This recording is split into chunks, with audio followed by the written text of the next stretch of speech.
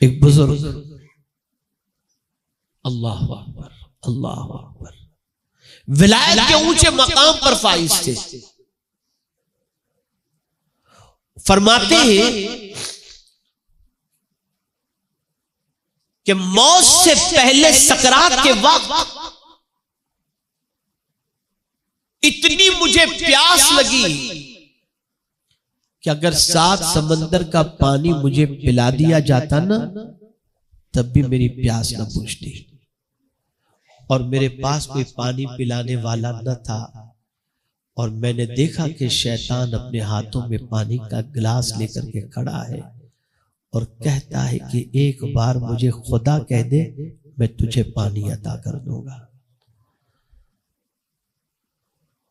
وہ فرماتے میری آنکھوں سے آنسو نکل گئے اور میں پریشان ہوا کہ یا اللہ میں کیا کروں، شدت پیاس سے میرا حلق سوکھ رہا ہے، لے لوں یا چھوڑ دوں؟ اسی وقت وہ بزرگ فرماتے ہیں کہ جس درود کا میں ورد کیا کرتا تھا وہ درود مجھے اس وقت کام آیا کہ ایک نورانی شکل والے بزرگ تشریف لائے اور انہوں نے مجھے پانی پیش کیا، میں نے اس کو ٹھکرا دیا، ان کے ہاتھ سے پانی لے لیا اور میں نے پانی نوش فرما لیا۔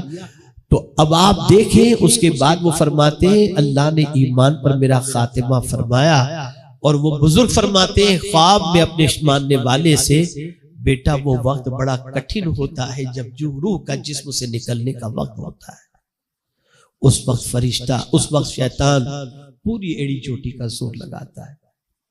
حضرت امام راضی رحمت اللہ تعالی علیہ جنہوں نے خدا کے ایک ہونے پر 360 دلیلیں پیش کی ہیں، لیکن جب ان کے انتقال کا وقت قریب آیا شیطان آیا، کہا خدا ایک ہے تو دلیل پیش کرو۔ امام راضی علیہ رحمہ نے دلیل پیش کی، ایک پیش کی، 2 پیش کی، شیطان توڑتا رہا یہاں تک کہ 359 دلیلیں امام راضی رحمت اللہ تعالی علیہ نے اللہ کے ایک ہونے پر پیش کی، شیطان نے ساری دلیلیں توڑ دی۔ امام راضی پریشان تھے، اپنے شیخ کی طرف متوجہ ہوئے، ان کے پیر و مرشد وضو بنا رہے تھے اور محسوس کیا کہ امام راضی کا ایمان خطرے میں، جو لوٹا موجود تھا جس سے وضو بنا رہے تھے اسے پھینکا امام راضی کی طرف، فرمایا راضی کہہ دے میرا خدا بغیر دلیل کے موجود ہے۔ جب ان کا پیغام پہنچا انہوں نے کہا میرا خدا بغیر دلیل کے موجود ہے، اسی وقت ایمان کا خاتمہ۔ کیا سمجھے ہو آپ؟ آسان کام نہیں ہے، آسان کام نہیں ہے۔ جان دے کر کے بھی اگر ایمان بچتا ہو تو ایمان کی حفاظت کرنی چاہیے۔ اور میرے پیارے آقا صلی اللہ تعالی علیہ وسلم کے پیارے دیوانوں، موت برحق ہے، موت سے کوئی فرار اختیار نہیں کر سکتا۔ آقا کریم صلی اللہ علیہ وسلم نے فرمایا عقل مند انسان وہ ہے جو موت کو کثرت سے یاد کرے اور مرنے کے بعد کی تیاری کرے۔ ہم کتنے عقل مند ہیں، ہم خود اپنے آپ کے بارے میں سوچ سکتے ہیں، اور قرآن نے پھر آگے فرما دیا وَمَا الْحَيَاةُ الدُّنْيَا إِلَّا مَتَاعُ الْغُرُورِ، یہ دنیا کی زندگی کیا ہے؟ یہ ایک دھوکے کا سامان ہے، دھوکے کا سامان۔ کیا ہے یہ دنیا کی زندگی؟ آپ ذرا سوچو، بہت سارے ایسے جنازے آپ نے دیکھے ہوں گے کہ باپ کا انتقال ہوا، بھائیوں میں جھگڑے شروع ہو گئے، کتنا حصہ میرا، کتنا حصہ میرا، کتنا حصہ میرا۔ اور اسی جھگڑے کے اندر بھائی کہتا ہے باپ کا جنازہ اس وقت اٹھے گا جب میرا حساب میرے حصے میں آ جائے۔ یہ ہے دنیا، یہ ہے دنیا۔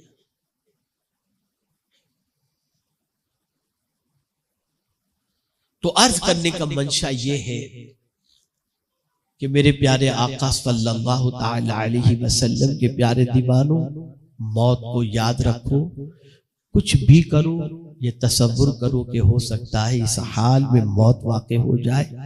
گناہ سے بچو اور موت کے بعد کی تیاری میں لگ جاؤ.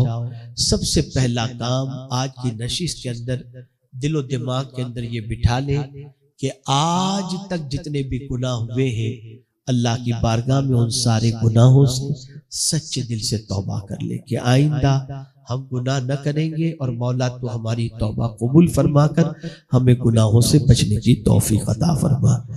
اس کے بعد دوسرا کام جو آپ کو شروع کرنا ہے وہ یہ ہے کہ نیکیوں کے حریص بن جاؤ اور گناہ سے بھاگو. جتنا ہو سکے گناہ سے بھاگو، جتنا ہو سکے گناہ سے جتنا ہو سکے بھاگو اور گناہ سے بچو.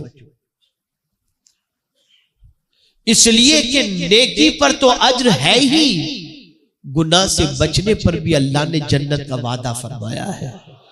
ان تجتنبوا کبائر ما تنہون عنہ نکفر عنکم سیئاتکم وندخلکم مدخلا کریما. اللہ جنت میں داخل فرمائے گا، عزت والے گھر میں داخل فرمائے گا. کس کو؟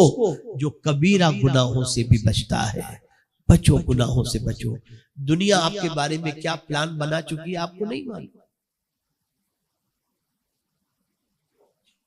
گٹکا، تمباکو، یوٹیوب، فیس بک، واٹس ایپ، اس میں ہی اتنے مگن ہیں کہ ہم جانتے ہی نہیں کہ ہمارے بارے میں کیا پلان چل رہا ہے. ایک ہی پلان چل رہا ہے، مسلمان نہ رہے. اس کی زندگی سے اسلام کو نکال لو، پیغمبر اعظم صلی اللہ علیہ وسلم کی محبت کو نکال دو، اور گناہوں کے اندر اتنا ڈبا دو کہ کبھی یہ اچھا سوچنے کے لیے تیار ہی نہ ہو. اور ہم دیکھ رہے ہیں کہ ہماری قوم کی سچویشن اسلام کے سلسلے میں، پیغمبر اسلام صلی اللہ علیہ وسلم کے سلسلے میں، اور خود اپنے وجود کو نیکی کے راستے پر چلانے کے سلسلے میں کتنی سستی کے شکار ہے. تو بدلو اپنی سوچ کو، بدلو اپنے افکار و نظریات کو. یہ دنیا چند دنوں کی ہے، کب ختم ہو جائے گی پتہ نہیں. اور عالمی حالات آپ کی نگاہوں کے سامنے ہیں کہ بم پہ بم برسائے جا رہے ہیں. دنیا کے اندر جنگ شباب پر چل رہی ہے. کب یہ تھرڈ ورلڈ وار کے اندر چینج ہو جائے نہیں جانتے، اور آنے والے دن کتنے سخت ترین ہوں گے یہ بھی ہم نہیں جانتے. لیکن یہاں کے دن سخت ہوں یا اچھے ہوں، یہاں کے دن تو بہرحال کٹ جائیں گے. لیکن قیامت کا ایک دن 50,000 سال کا ہوگا. سوچ لو وہاں کے بارے میں کیا تیاری. بس ایک آخری بات عرض کرتا ہوں. میرے پاس مسلسل لوگوں کی طرف سے میسیجز، فون، اطلاعات آتی رہتی ہیں کہ حضرت دھندا بہت مندہ ہے، روزی میں بہت تنگی ہے، کاروبار بڑا ٹھپ چل رہا ہے، کیا کریں کیا نہ کریں. قرآن کا ایک عمل آپ کو بتا دیتا ہوں، اور پورے یقین کے ساتھ اللہ کی کتاب پر بھروسہ کرتے ہوئے میں کہتا ہوں کہ جیسا رب نے فرمایا ویسا کرو گے نا تو انشاءاللہ روزی کی تنگی کبھی نہیں آئے گی. وہ کیا ہے؟ قرآن کہتا ہے وَأْمُرْ أَهْلَكَ بِالصَّلَاةِ وَاسْطَبِرْ عَلَيْهَا لَا نَسْأَلُكَ رِزْقًا نَحْنُ نَرْزُقُكَ. قرآن کہتا ہے اپنے گھر والوں کو نماز کا حکم دو اور خود بھی نماز پر قائم رہو. اللہ فرماتے لا نسألک رزقا، میں تم سے روزی نہیں مانگتا، نحن نرزقک، ہم تمہیں روزی عطا کریں گے. اللہ وعدہ خلافی نہیں فرماتا. ہم خود بھی نماز کے پابند بنے، اپنے گھر والوں کو بھی نماز کا پابند بنائیں. مولا اتنی روزی عطا فرمائے گا اس کے وعدے کے مطابق کہ ہمیں زندگی میں تنگ زندگی کا اور تنگی کا کبھی احساس بھی نہیں ہوگا.